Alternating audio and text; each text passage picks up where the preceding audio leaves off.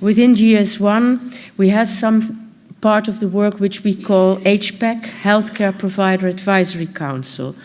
I joined GS1 last year and I work as Director of Healthcare Providers, and one of the tasks I do is work in this area of HPAC. And sorry, I didn't party yesterday. I was not well yesterday evening, but I'm happy that I didn't party, otherwise my voice would have been gone completely. What I will share with you is a few things about the HPAC, and I will lead you to a very special session. In the work of the HPAC, we bring together thought leaders that are adopters of the GS1 message. And the HPAC is a forum of sharing. We share practical realities of implementation, some of which you already heard this morning, and we share that from the care environment. We try to identify, and we need all of you present here, and we need our member organizations to draw our attention to these good examples. And we want to share these examples with the broader community. We use two ways in sharing. One is that what you're present here at our healthcare conference. Twice a year we host a healthcare conference where on a day like today we bring together the good examples from hospitals. The second one is that we have webinars every month where these people, also some of the ones you've seen today, will share with the broader community in a webinar why did they venture out with GS1, what were the difficulties they faced, what were the challenges they overcame, and which are the good results. And we do that to share patient safety, cost effectiveness, and to work on sustainability of healthcare. And what we do at our healthcare conference is that we have two special awards.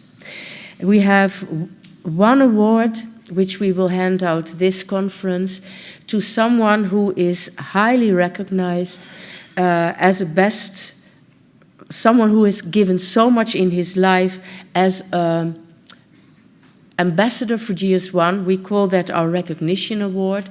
And I would like to ask Miguel to come this way, because Miguel, our president, will hand out the award.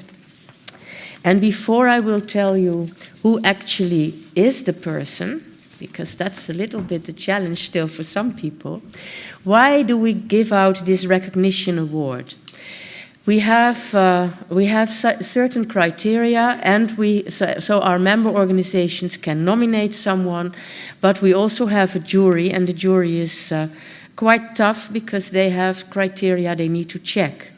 And the nominee has implemented GS1 standards for at least one process in their organization with a clear and demonstrable return on investment.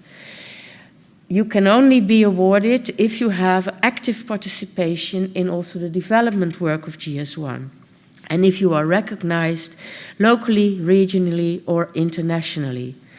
The person that will be granted the award is someone who has an extremely long career in logistics. And as from, it's 30 years, imagine, that's worth an applause, I think. But you can do so when you know who it is. In 2009, this person set up a logistic chain using the GS1 standards in a university hospital, and university hospitals are challenges because they are big. You heard some examples this morning. And he set up the logistic chain from the delivery side up to the wards. In 2012, he moved to another hospital. In fact, a set of hospitals where he actually did the same, set up a hospital-created traceability system. And in 2015, he moved to another country where he faces new challenges and again is an ambassador for GS1. In the meantime, he has chaired GS1 platforms. And I would like to ask your applause and invite Mr. François Biche.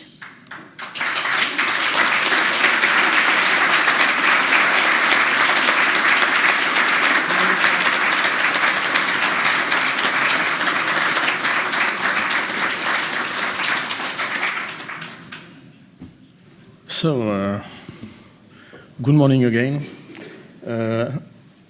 My story is in the title, from mass market hospital to the hospital. I'm working still roughly 40 years, and I begin to work for an American company whose name is Procter & Gamble.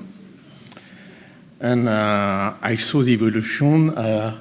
I used GTINs and barcodes, and saw and learned the utility of this kind of identification. The question when I joined the hospitals 20 years ago is this one. Why big organization like hospital cannot use things already operating? So we try to help the hospital to know what the standards are, adapt them eventually, or adapt the documentation to the hospital people, explain, make it clear, and make it happen. So what we did, I say we because it's not a single work. I always worked with teams, and I always worked with the support of GS1. So I will thank in this support, for instance, Valérie Marchand from GS1 France, and facilitate the implementation. So there were documentation, so we used existing documentation and show them to the hospital people, because we are not in the same culture. So they must discover the standards. Drawings are simple explanation. So we make with GS1 France the things that you know, drawings on the hospital life, and how to use the standards inside the hospital to show to the people working inside the hospitals that using codes is not an industrial culture or distribution culture. It's a culture that can help the security of the patient. So it's only details. Yeah. When we prepared these drawings more than 10 years ago, we didn't thought that they will be published in 27 languages. So I have one in Chinese, and I use the Chinese one to show how the codes are used, because in Chinese, GTIN is written in, not in Chinese, but like GTIN, GLN, and so on. We try to explain what could be the good practices, for instance, for this kind of tender. So we made a group. We worked with a lot of people from inside and outside the hospital. Just a little story. The first time I saw a tender for a WMS, somebody said, we are in France, so we will not use American language. So they made a traduction of WMS. No answer to the tender, because the suppliers didn't know the traduction, so they were not incited to answer. Explained basic things. It's very basic. So I'm working from, I would say, deep inside the hospital. We have to explain to the people that we cannot we can no longer work with only one code, but we will need maybe 4 or 5 codes to make good works. And when you say to the people that you will transform their database with 5 more codes, it's a revolution inside the hospital.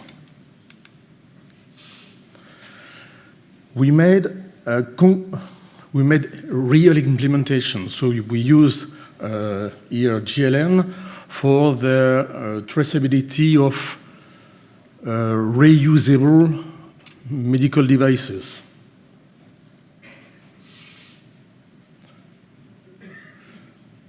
At that time, we used GRAI, I will say. It's difficult for me. I'm no longer working in English since 2 years because now I'm working on the other side of the Atlantic in Caribbean Isle. So I'm far for the international. We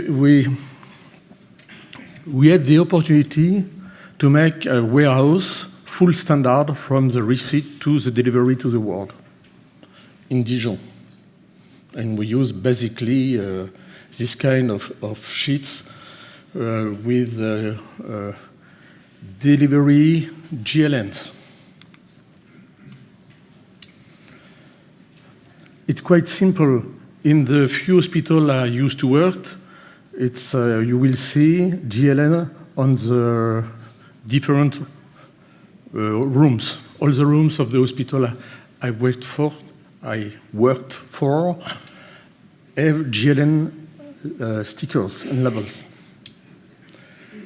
At the beginning, I used barcode labels. Now, because of culture also, people think that this kind of labels are too much industrial or too much mass market.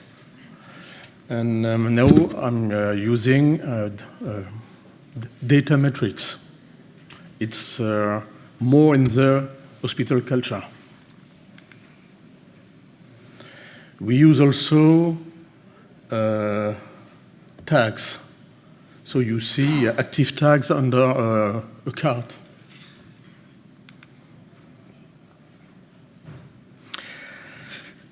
When I did that, I had big difficulties to bring all the bricks of the project. You must, on one side, have stickers with the labels, with stickers with the codes. You must have this kind of things. You must have soft to manage the wool. And inside in hospital, labels are bought by one part of the hospital. They are sticked by another part of the hospital. This kind of things are bought by other people. And soft developments are made by, so it's very complex. So we did, with the GPO you see a few minutes ago, a market in which all these components are assembled. So as soon as an hospital wants to do basic traceability with stickers, all the components of the projects are already in a market. So they have only the order to put. So it's a way to help people to gain time in this kind of projects. You see the presentation of Reza a few minutes ago. It's also difficult for one French single hospital to make the developments to plug on GDSN. So one idea was to make it with a GPO and standardize the different way to plug to use GDSN from the hospital to help them to have a simple way to benefit from this kind of things.